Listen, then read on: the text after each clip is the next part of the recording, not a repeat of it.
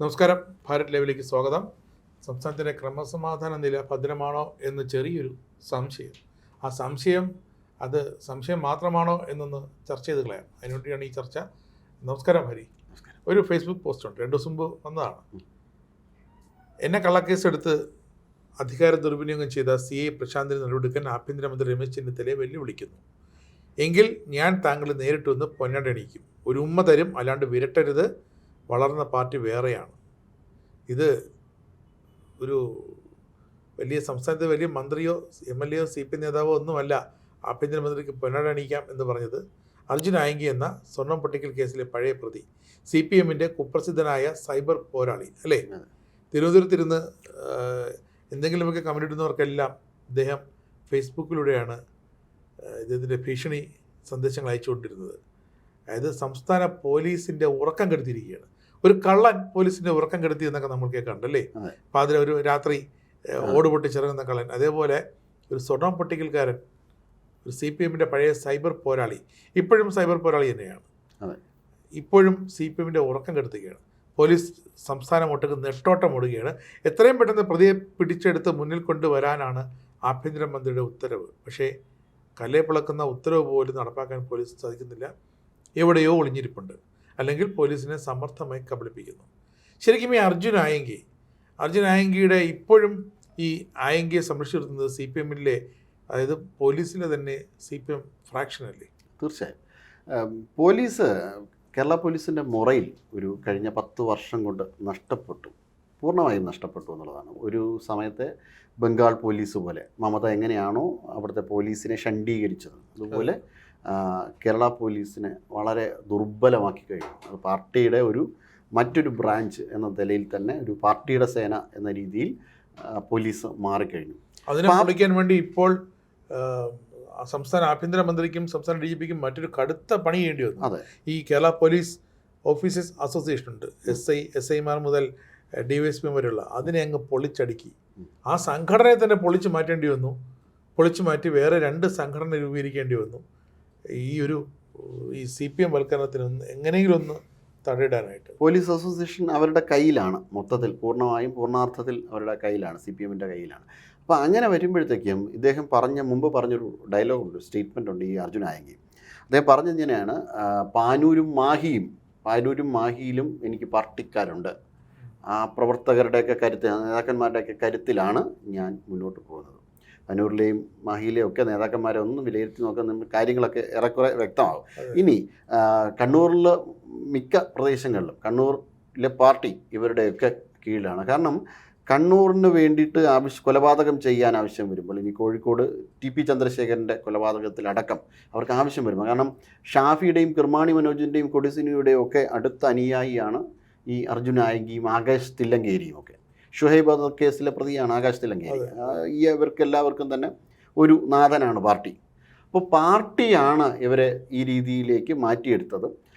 കൊലപാതക രാഷ്ട്രീയത്തിൽ നിന്ന് വ്യത്യാസം വന്ന് ചെറിയ ഒരു ഫ്രാക്ഷൻ ഈ സ്വർണം പൊട്ടിക്കൽ വരുന്ന ഈ ട്രേഡർ കാരിയേഴ്സിനെ കബളിപ്പിച്ച്, അല്ലെങ്കിൽ കാരിയേഴ്സിൽ നിന്ന് പിടിച്ചെടുത്ത് സ്വർണം പൊട്ടിച്ച് അതിൽ നിന്ന് വരുമാനം കണ്ടെത്തുന്ന, അതിൽ നിന്ന് കോടികൾ സമ്പാദിക്കുന്ന ഒരുപാട് ആൾക്കാർ ഇയാളുടെ കീഴിലുണ്ട്. അപ്പോൾ ഇവരെയൊക്കെ സന്തോഷിപ്പിച്ചും ഇവർക്ക് പൈസ കൊടുത്തും ഇയാൾ കോടികൾ നേടിയുമാണ് ഇവർ മുന്നോട്ട് പോകുന്നത്.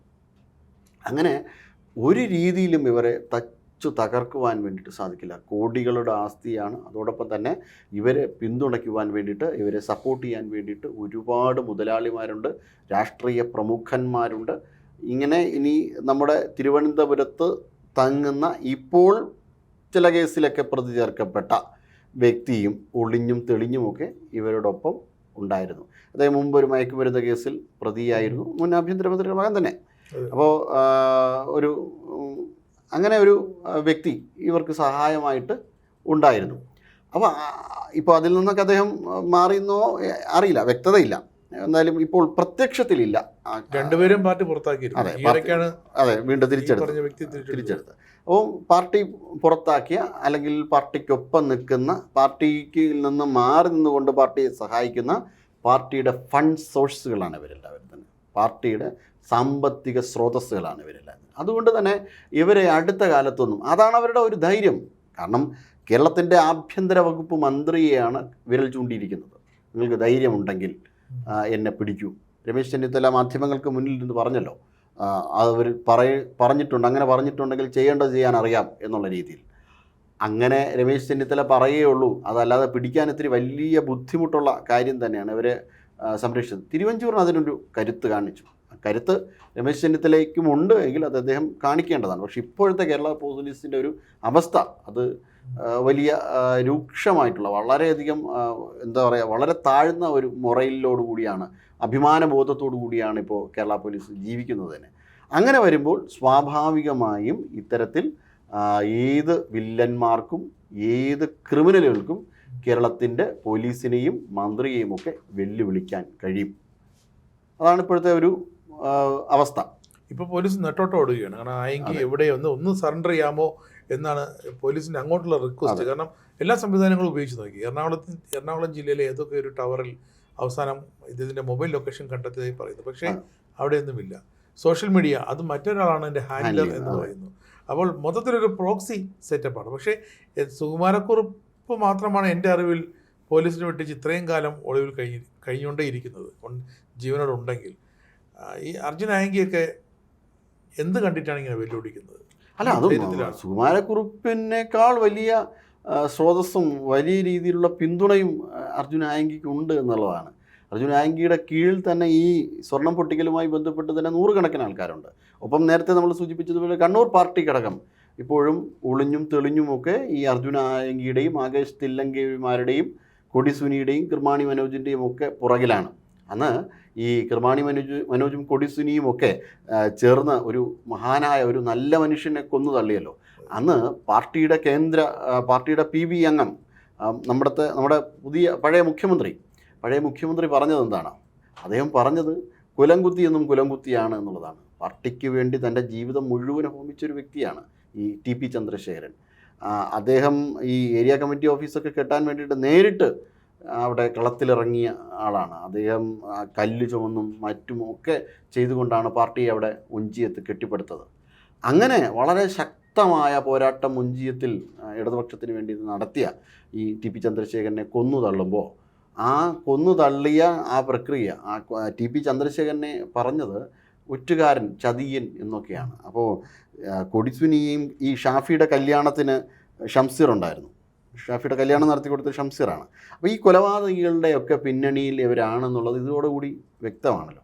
KK രാഗേഷ് കഴിഞ്ഞ ദിവസങ്ങളിലും പാർട്ടിയെ ശുദ്ധീകരിക്കാൻ നടന്ന കുഞ്ഞികൃഷ്ണൻ മാഷിനെതിരെയാണ് ഇപ്പോൾ വലിയ രീതിയിലുള്ള നാക്കുമൊക്കെ പ്രകടിപ്പിച്ചത്. തട്ടിക്കളയും എന്ന രീതിയിൽ തന്നെയാണ് പറഞ്ഞത്. അപ്പോൾ ഇവരെ സംബന്ധിച്ചിടത്തോളം ഇങ്ങനെ ഇവർക്ക് തട്ടിക്കളയണമെങ്കിൽ ഇവർ നേരിട്ട് പോയി തട്ടില്ല. കാരണം അവർ നേതാക്കന്മാരല്ലേ. ഷർട്ട് ചൊളിയുന്ന പരിപാടിയൊന്നും ഇവരിപ്പോൾ കാണിക്കില്ല പഴയതുപോലെ. അവരിത്തരം ആൾക്കാരെയാണ് ഉപയോഗിക്കുന്നത്. അപ്പോൾ ഇവരാകുമ്പോൾ പ്രത്യേകിച്ച് പ്രശ്നമൊന്നും പറ്റില്ല. ആവശ്യ സമയത്തിന് ഇവർക്ക് ഉപകരിച്ചാൽ മതി, അവർക്ക് പണം മതി. അപ്പം അങ്ങനെ ഉണ്ടാകുമ്പോഴത്തേക്കും പാർട്ടിയെ വെല്ലുവിളിക്കാൻ വേണ്ടിയിട്ട് വിദേശ നിർമ്മിതമായ ജീപ്പുകളിൽ അല്ലെങ്കിൽ മറ്റേതെങ്കിലും ജീപ്പുകളിൽ വിദേശ നായ്ക്കളെയും കൊണ്ടവർ സംസാരിക്കും. പാർട്ടിക്ക് CPM-ന് നേരെ വിരൽ ചൂണ്ടിയാൽ പോലും അവർക്കൊന്നും ചെയ്യാൻ പറ്റില്ല. അപ്പോൾ അങ്ങനെ ഇവരെ സംരക്ഷിച്ച് നിർത്തുന്ന ഇത്തരം ഘടകങ്ങൾ അതാണ് സത്യത്തിൽ നശിച്ചു പോകേണ്ടത്. ആ പിന്നണിയിലുള്ള പ്രവർത്തനങ്ങൾ നശിച്ചു പോയെങ്കിൽ മാത്രമേ ഈ ക്രിമിനൽവൽക്കരണത്തെ തടയുവാൻ കഴിയുള്ളൂ. എന്തായാലും അർജുൻ ആയങ്കിയെ തപ്പി നടക്കുകയാണ് കേരള പോലീസിന് ഇതുപോലെ നാണക്കേട് വേറൊന്നുമില്ല. മുന്നിൽ കൊണ്ടു നിർത്താൻ ആഭ്യന്തരമന്ത്രി ഉത്തരവിട്ടിട്ടുണ്ട്. പക്ഷേ ആ ഉത്തരവ് എങ്ങനെ നടപ്പാക്കുമെന്ന് അവർക്കറിയില്ല. നമുക്ക് കാത്തിരുന്ന് കാണാം. ആയങ്കി പിടികൊടുക്കുമോ അതോ ആയങ്കിയെ പോലീസ് പിടിക്കുമോ?